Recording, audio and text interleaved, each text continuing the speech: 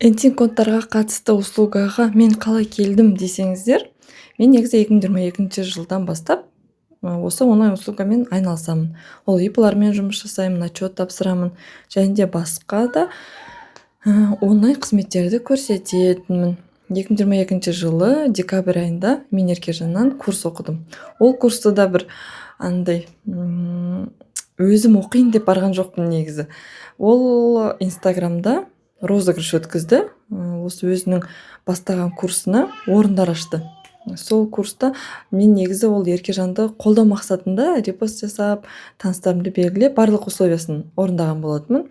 Андан кийин розыгрыштын корутундусу боюнча мен VIP тарифка орун утуп алдым тегин. Содан баштап мен онлайн услугамен айналыса баштадым.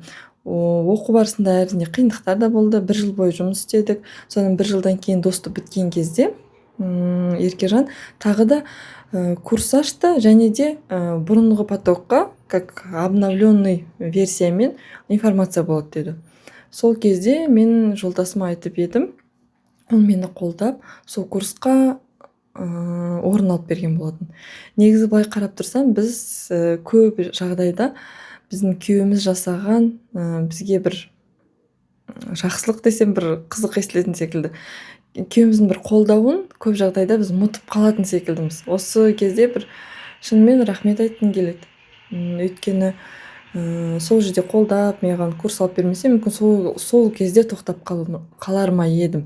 Өйткөнү сол жылы тагы да 1 жылга доступ алдым, өзүмдүн билимимди шыңдадым, клиенттермен жумуш жасай баштадым.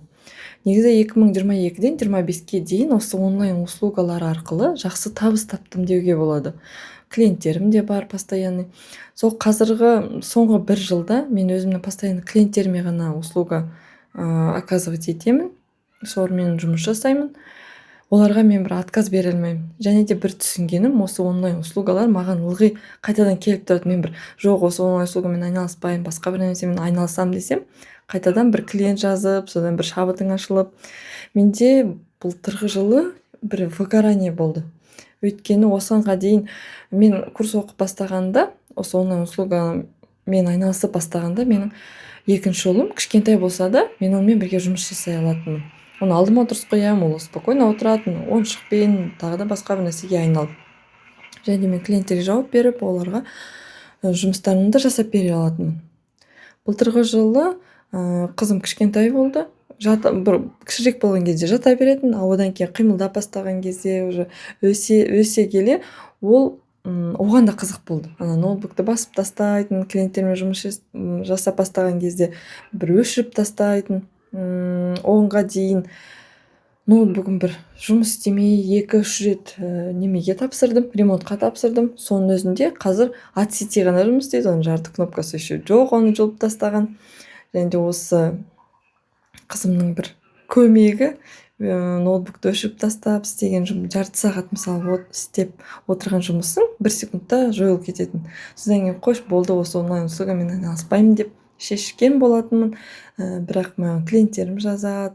Клиенттер башка да, например, постоянно клиенттеримден бир сизди маган порекомендовали деп келип турган кезде, оны колумдан тем более келет, эч кандай өзгөрүш жок.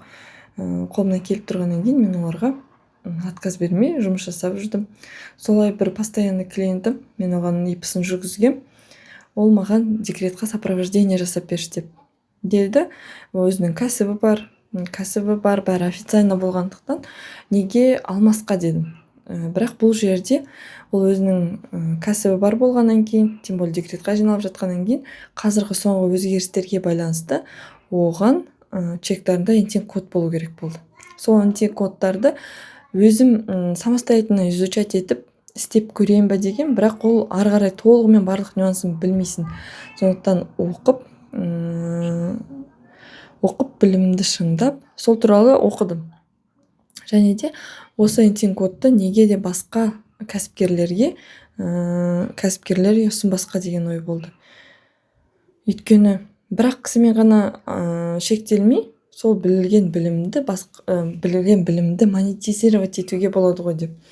Осы онлайн услуга өйткөнү постоянно менен бирге болса.